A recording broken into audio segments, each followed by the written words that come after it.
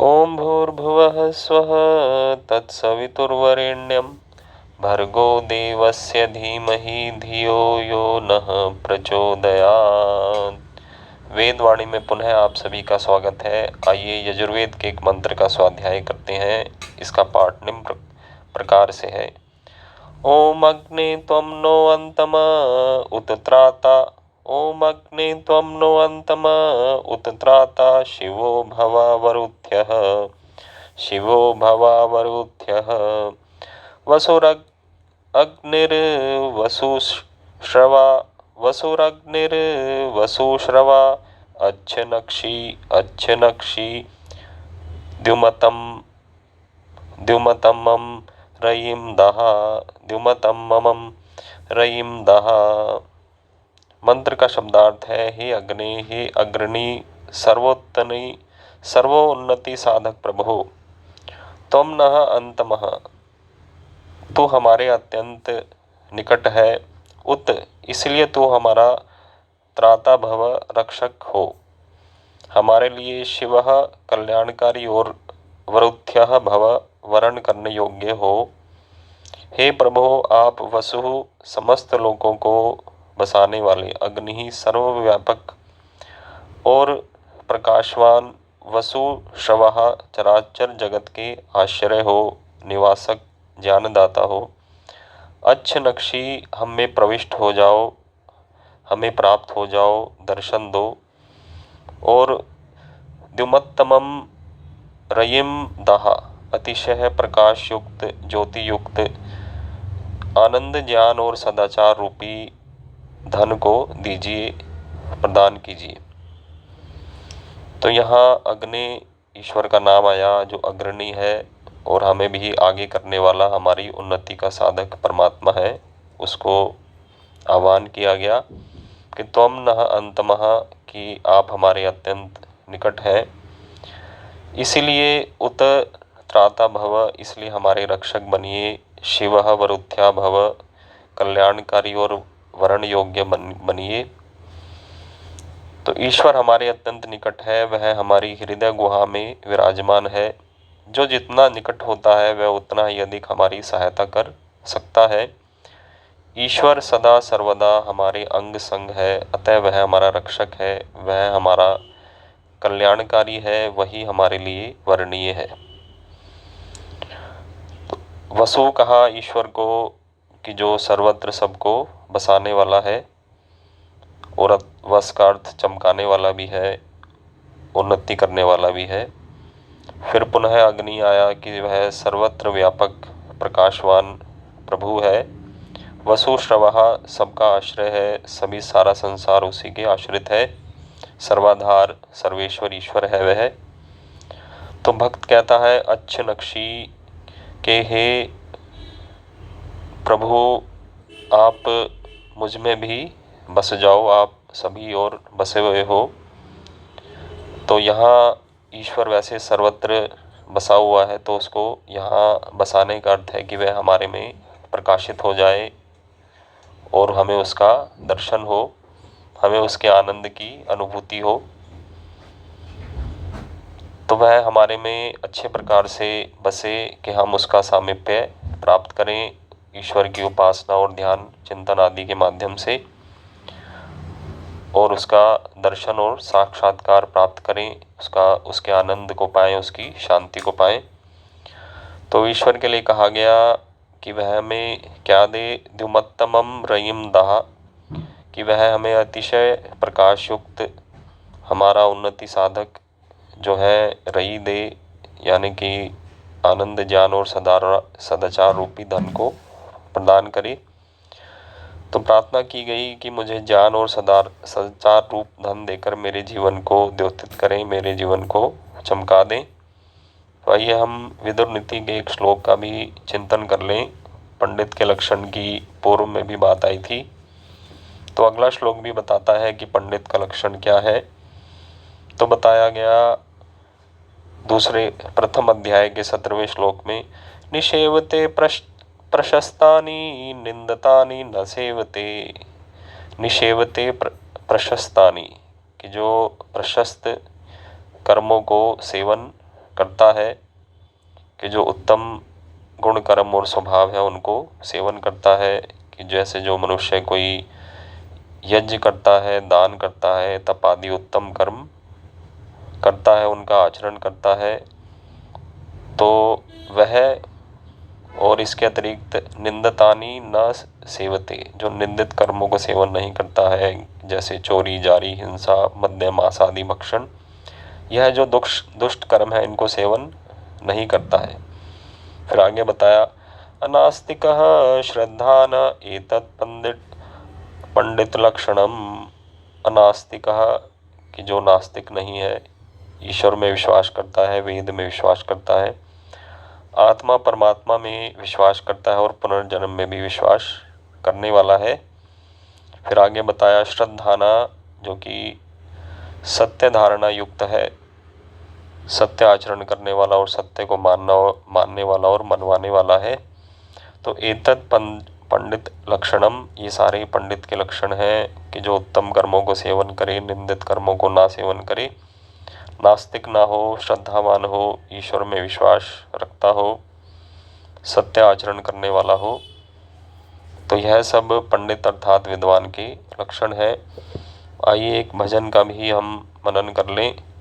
ईश्वर भक्ति के भजन को गुनगुनाने से हमें हमारे भीतर ईश्वर भक्ति का संचार होता है। तो आइए इसका हम गान करें। नमस्ते नाथ अविनाशी, तुम्हें मस्तक नवाते हैं। नमस्ते नाथ अविनाशी, तुम्हें मस्तक नवाते हैं। तुम्हारे ध्यान चिंतन में सभी आनंद पाते हैं। तुम्हारे ध्यान चिंतन में सभी आनंद पाते हैं। तुम ही सर्वेश स्वामी हो, तुम ही भू हो भुवः स्व हो।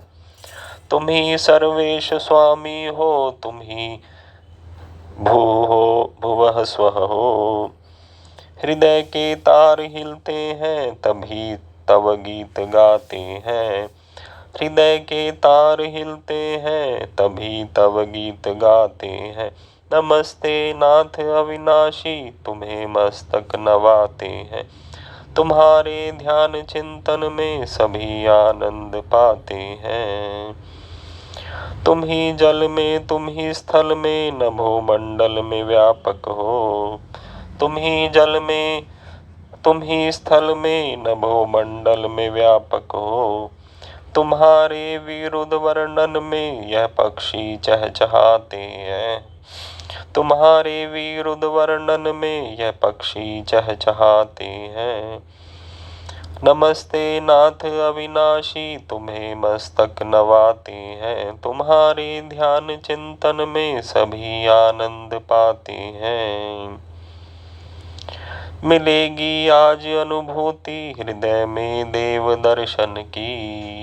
मिलेगी आज अनुभूति हृदय में देव दर्शन की। अतः हम भक्ति पुष्पों से हृदय मंदिर सजाते हैं। अतः हम भक्ति पुष्पों से हृदय मंदिर सजाते हैं। नमस्ते नाथ अविनाशी, तुम्हें मस्तक नवाते हैं।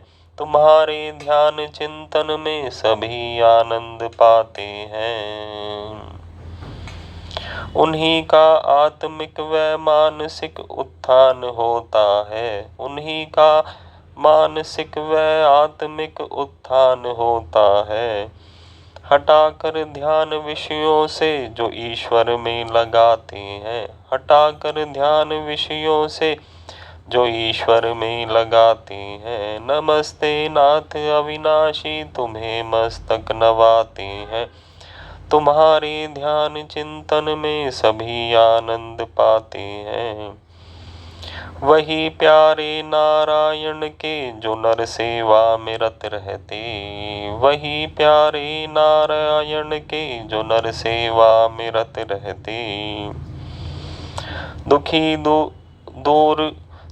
दुख दूर करने में जो अपना घर लुटाते हैं। दुखी दुख दूर करने में जो अपना घर लुटाते हैं। नमस्ते नाथ अविनाशी, तुम्हें मस्तक नवाते हैं। तुम्हारे ध्यान चिंतन में सभी आनंद पाते हैं। वही है धन्य नर नारी, उन्हीं पे ईश अनुकंपा। वही है धन्य नर नारी, उन्हीं पे ईश अनुकंपा। प्रलोभन देख कर भी जो न नैतिक स्तर गिराते हैं। प्रलोभन देख कर भी जो न नैतिक स्तर गिराते हैं। नमस्ते नाथ अविनाशी, तुम्हें मस्तक नवाते हैं। नमस्ते नाथ अविनाशी, तुम्हें मस्तक नवाते हैं। तुम्हारे ध्यान चिंतन में सभी आनंद पाते हैं। जिन्होंने पाप की गठड़ी उठाई वह दबे रहते हैं। जिन्होंने पाप की गठड़ी उठाई वह दबे रहते हैं। सरल सच्चे सदाचारी सदा सुख पाल पाते हैं। सरल सच्चे सदाचारी सदा सुख पाल पाते हैं। नमस्ते नाथ अविनाशी, तुम्हें मस्तक नवाते हैं। तुम्हारे ध्यान चिंतन में सभी आनंद पाते हैं। तो यहाँ नाथ जो अविनाशी है उनको नमन किया गया, नमस्ते किया गया कि हम आपके सामने मस्तक को झुकाते हैं। और ईश्वर के ध्यान और चिंतन में सभी को आनंद की प्राप्ति होती है। और वही हमारा सर्वेश है, स्वामी है, भू है, भुवा है, स्वा है, प्राणाधार, दुखनाशक, सुखदायक। वही जल में है, स्थल में है, नभ और मंडल में व्यापक है। और उसका वर्णन करते हुए यह पक्षी भी चहचहा रहे हैं, ऐसी कवि ने यहाँ संभावना व्यक्त की है ईश्वर के विषय में। तो जब हमें हृदय में देव का दर्शन होगा, उसकी अनुभूति प्राप्त होगी, तो इसके लिए हम भक्ति पुष्पों से अपने हृदय मंदिर को सजाते हैं।